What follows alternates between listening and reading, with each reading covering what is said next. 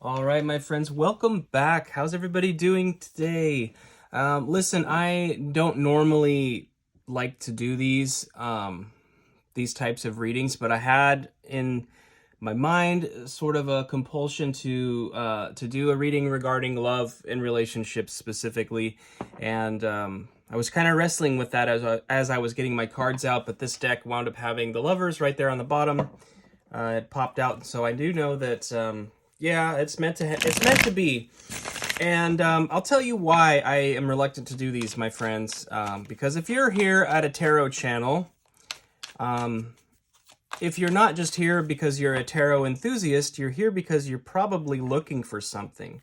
And it's usually, love and relationship stuff is probably the primary reason people watch tarot often. And, from personal experience, the last phase of my life that I had kind of gone through, those love messages really, really caused a lot of unnecessary anguish in my life. I can tell you personally, it just caused a whole lot of pain and pining and hoping and being told by readers and cards that something, was happening and it wasn't happening and, yada, yada, yada. So if this piqued your interest because you have a certain person in mind and it's not coming naturally, so to speak, I think this message might be for you, but I want to give that forewarning. I don't know if it's going to go positive or how this message is going to go, but please understand, if somebody is not interested in you or you're not interested in them, having that hope that just sort of strings out is not, it's I promise you, it's just causing anguish that you don't need. So reluctantly, of course, I submit to you that I'm going to go ahead and do this now. So without further ado, let's get into it. I will go ahead and start with Rumi and we'll dive in. When you spread the wings of love, you don't need a ladder. Absolutely. All right. When you spread the wings of love, you don't need a ladder. What does that mean? That means you don't need a safety net. You don't need to be worried. You don't need to be afraid, concerned, worried about a backup plan. You don't need to be... You have freedom in it. Let's look at it this way. You have freedom. You have the freedom to fly. So that's an important thing to recognize, and something I guess I hadn't really emphasized at the beginning of the reading was if you're stocking up on ladders and safety equipment because of some relationship that's just started or about to start or whatever, I mean, this should occur naturally, Wings, as you know, wings are found on birds and insects and things, and they are for flying. And obviously, creatures that can fly don't concern themselves much with ladders and parachutes and all those kinds of things, right? No safety net. So it comes naturally. That's the other thing.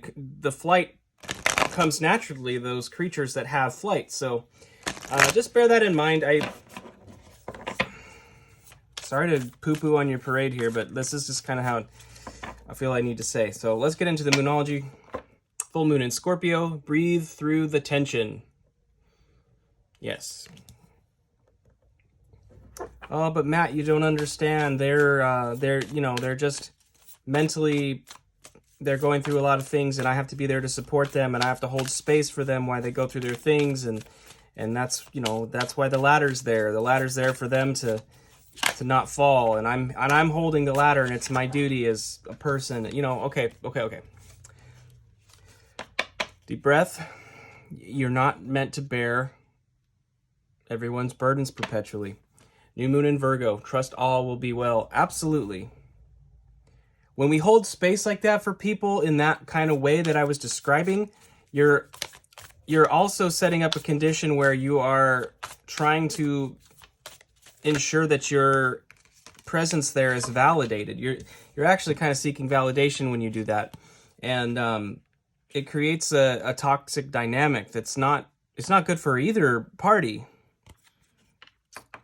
You don't need to validate yourself. You are valid. You don't need to make yourself worthy. You are worthy. And if somebody doesn't see that, you don't need to prove it. You really don't need to prove it. Trust all will be well. Okay, last quarter moon in Libra. Make time for self-love. Absolutely. Make time for self-love. I feel like the vibe I'm picking up on here is somebody just really over pouring. You're, you know, an unhealthy amount of pouring into another person in hopes that, you know, they'll fall for you, basically, or something of that nature. And I'm just, my friends, it never works out. It never works out. Now, we're going to go ahead and clarify here using the Tarot of Curious Creatures. The Wheel of Fortune just popped out. Let's get a little more information here, though. So we've got the Wheel of Fortune. Breathe through the tension. Breathe through the tension, and the wheel, I think, is really suggesting it's like when you can clear your mind, when you can take your deep breaths and recenter, you'll be able to recognize the opportunities in front of you and get a better perspective on what's happening. Because the Wheel of Fortune, it's the wheel of time, and it's also the karmic wheel, and it's expansion. The world is passing you by. The world is spinning. It never stops spinning. And so with each passing day, that's a day you can't get back. I feel like it's important to get some clarity so you can think a little more from a bird's eye view perspective. You know, from the wings of love flying around, you get a bird's eye view. You can see things more clearly. And that love is probably something to do with self-love here, because I have this, you know, make time for self-love card sitting here. I got a bunch just flipped over, sorry. We have a whole bunch of cards here that are,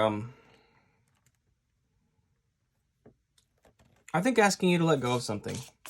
You're being asked to let go of the ladder and take flight, but you're going to take flight within your own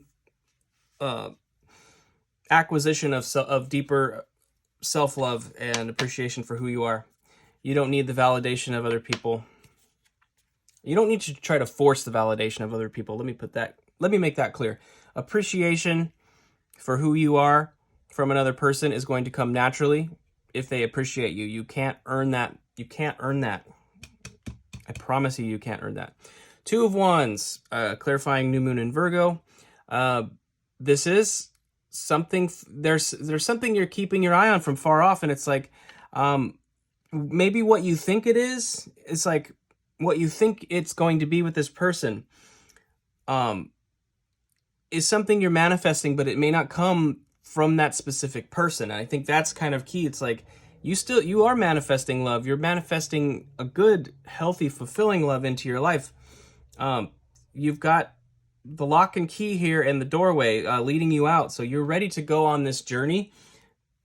But I think the perspective gained is going to show you that it may not come in the package that you were expecting. You know, not that specific person. There may be qualities of that person that you do appreciate, but you know, human beings, I mean, we all have, each individual has a great deal of qualities, right? We're all unique, but I think what's important to recognize is that there are 8 billion people on this planet, and 8 billion people that are worthy and deserving of love. And would have good, and it would come naturally too. Somebody out there will click with you. If you don't know who they are yet, if you haven't met them, they will click with you, and you'll discover on the other side of it, as I have recently, it's like you don't need to you don't even have to try very hard. You really don't. Obviously, you need to be able to communicate and work with the person when some kind of conflict arises, but there was no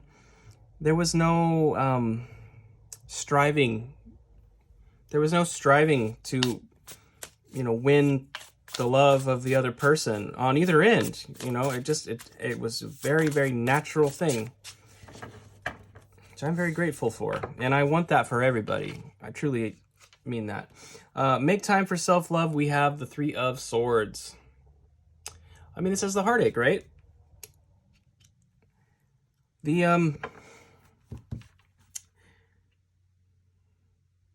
That self-love, it feels like validation to me. I keep getting validation, self-validation. You can't be waiting on other people to validate you. Now we have the Knight of Cups underlying the deck here. This is Mr. Right, you know. And this card I think is really interesting because the heart is on a fishing lure. The heart has a crown, and it's on a fishing lure, and the Knight of Cups is pursuing it. Normally we think of the Knight of Cups as a mature or good offer of love, like a mature offer of love, genuine love. But this card is kind of demonstrating a bit of a caveat there. I don't know. Maybe I'm speaking to my masculines out there at the moment, but do you feel like the knight in shining armor? Are you trying to be the knight in shining armor? Like, good luck with that. Don't do it. I'm telling you. My friends. And ladies too, of course. You know, I know there's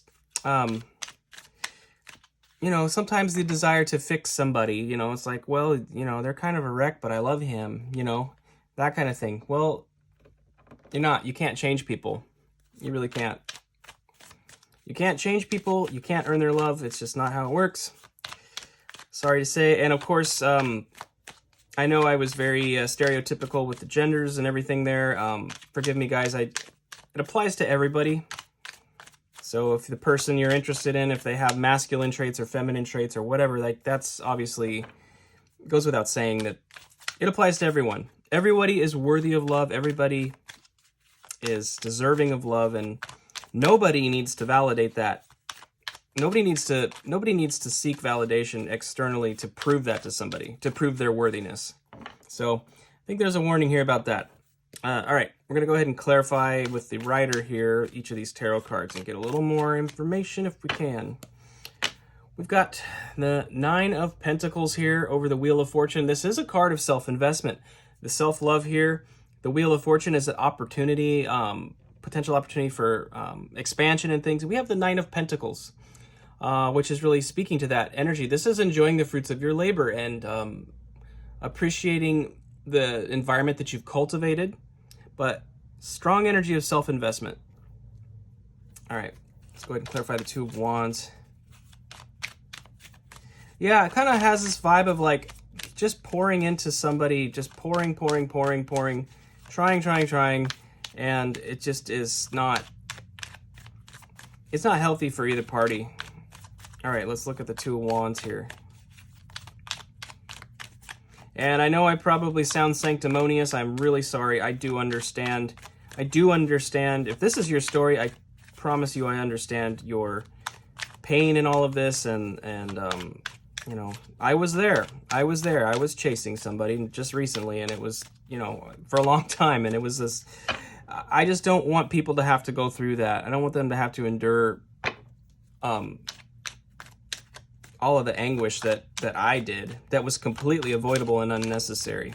If I had valued myself more, I wouldn't have gone through the whole process. So anyway, that's a bit of an overshare, but I want to help you more than anything. So like if I have to share, I have to share. Two of Wands is clarified by the Two of Pentacles. Something being brought back into balance. What's going to be brought back into balance is you emphasizing and focusing on yourself again. Energetically, like the pentacles are obviously the suit of material wealth and material health. It's the 3D reality. It's the physical reality, but it feels very energetically. It's like that self-investment is, it could be, I mean, it could be physical material, of course, as well, but it's an energetic thing too. You need, it's asking you to build yourself up. To bring things back into balance, you need to be building yourself up. So, all right, let's go ahead and get some clarification on the Three of Swords here. Hello. All right, I have a whole bunch of cards. Too many. Let me clean this up. Apologies, guys. Alrighty, and let's go. Four of Cups.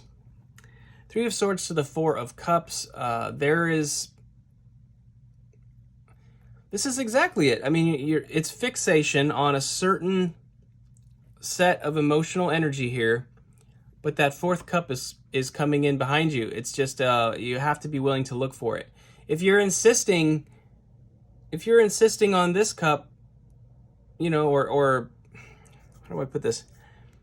You're just sitting here with these three cups, right? And you're like, no. I need the Malbec. I want the 2017 Malbec, and I want it in this cup. Meh. And you're just like, why isn't it there? Why isn't it there? Why isn't it there? It has to be this cup and it has to be that wine. Well, no. there's a you know, it's like 2017 or whatever that you want. It's like, well, have you considered the 2013 is actually an excellent year and the weather was this way and yada yada. Boom. Turns out this is a pretty tasty cup right here. But you won't know if you don't make yourself available and open to it. You have to make yourself available and open to receive these things. And like I said, it is a natural process. You won't have to try so hard. I mean, Spirit is bringing this cup, literally handing it to you. You just have to be open to receiving it. It's the thing that comes out of left field. It's the person you didn't see coming. The person you maybe haven't even met yet. We don't know. We don't know. But I think what's being emphasized here is you to energetically reinvest into yourself, trust the process, and when you make the decision to do that, something beautiful is kind of waiting in the wings. Underlying the deck here is the Sun. This is the happiest card in the deck, which is a beautiful energy to go from the Three of Swords to the Sun, is it not? There's a promise in this card. You know, your happiness, your desire to be in a loving relationship is something that you do deserve and you are worthy of, like I said before. And I think that Spirit really wants to emphasize that worthiness. I know it's been done to death, but don't chase. And you'll notice this is not me telling you how they're feeling about you or, will this person contact you or any of that kind of stuff. Because guess what, guys? Nobody can tell you that. This energy is about you and the way that you are over pouring into somebody else, something that's not balanced. I'm never going to tell you how they feel, quote unquote. And if I have in the past, I'm sorry. I know I've had a lot of love readings come through in the spring, but no. This is all about you, because I want you to be happy and fulfilled. I want you to recognize your worth and value. All right, answer the call. What is your soul calling you to do? What is your soul calling you to do? Is there a part of you that, if this is your read, of course, I mean, there's a part of you that knows this. Are you ignoring it? And also, is it distracting you from a higher purpose? What is your soul calling you to do? You could definitely equate that with this Nine of Pentacles, this idea of investing in your energy in your own environment. And like I've said a million times, self-investment and self-development is the best way to actually provide the most benefit and service and love to other people. Your best version of yourself is the one that is the one that can help the most people. All right. Anna, grandmother of Jesus, seeding the light, laying foundations, divine plan. This whole process of going through this period of time, chasing the crown here, it's it's doing a profound work within you. It's a big lesson to be learned, a really big lesson to be learned, and wisdom, knowledge, and just a genuine shift in your whole life is part of the whole divine plan. So these painful times, these painful experiences are laying a foundation for something greater. That's what's going on there. I can attest to that. All right, one more card here. Akasha, your guidance is divinely guided. Yeah. Yeah, trust the process. You know, something I didn't mention at the beginning of the video when the Lover's card was on the bottom of the deck there was that it's about soul contracts, you know, soulmates, soul contracts, those things, they're not always permanent and they're not always about love. They're about teaching. You know, we enter into contract with other souls in order to learn lessons and to gain experience in this life. And not all of the lessons are fun lessons. Some of them are painful lessons, but there is a guidance in a higher realm that is basically reminding you here that it is for a purpose. So being called to take time for self-love, to trust the process, and all those things is, I feel like I've been a little bit harsh with your energy, and I really think the whole point of this message was actually to bring encouragement. If things aren't going right, you know, if you're chasing something that isn't coming in, especially if it's a specific person, I just want you to know that you are loved and you are worthy of love, and Spirit hasn't forgotten you. I promise you that.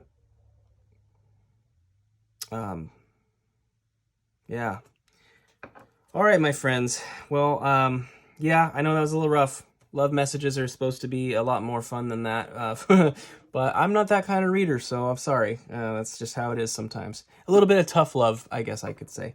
But I kind of assure you that I do care deeply, and I genuinely hope that this message was helpful to you, that you're able to integrate it and, you know, find yourself receiving a brand new cup that's going to make you really happy in the near future. So the key to that, by the way, is really recognizing that facet of chasing and being fixed on a certain energy is almost a surefire way to not actually have that come to fruition. So trust the process, my friends. I love you guys, and I'll see you next time.